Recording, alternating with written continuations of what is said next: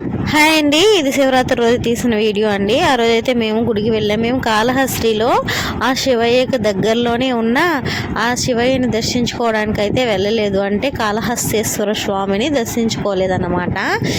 మా ఊరికి దగ్గరలో ఒక చిన్న శివాలయం ఉంటే అక్కడికైతే వెళ్ళాము. ఎక్కడైనా శివుడే, అక్కడ ఉండేది శివుడే, ఇక్కడ ఉండేది శివుడే. అక్కడికి ఎందుకు వెళ్ళలేదంటే చాలామంది రష్ ఉంటారు, ఎక్కడెక్కడి నుంచో వస్తారు.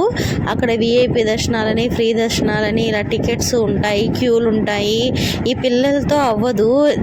ఇంకా పాలు ఇవ్వాలన్నా కంఫర్ట్ ఉండదు. క్యూలోకి వెళ్ళిపోయామంటే ఎక్కడ కూర్చోలేము, నిల్చోలేము, అస్సలు ఇబ్బంది.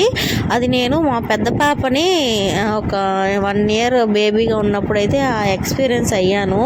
చాలా అసలు విసుగొచ్చేసింది.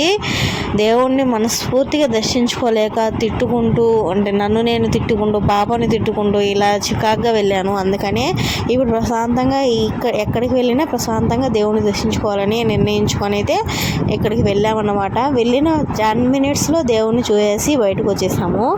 దేవుడైతే అమ్మవారు ఈరోజు అంటే అమ్మవారిలా ఒక రూపంలో అలంకరించున్నారు. నేను వీడియో తీసాను అనుకున్నాను కానీ చూడండి దేవుడు మహిమ. వీడియో అస్సలు ఎక్కడ దేవుడు కనిపించలేదు. అదేనండి దేవుడు. నన్ను తీస్తావు వీడియో అనేసి అనుకున్నారో ఏమో, మరి కెమెరాలో అయితే రికార్డ్ అవ్వలేదు.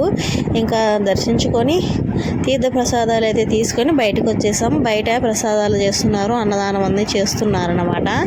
ఇంకా మేము ప్రసాదం తీసుకొని ఇంటికి బయలుదేరేసాం. అంతే అండి వీడియో. బాయ్.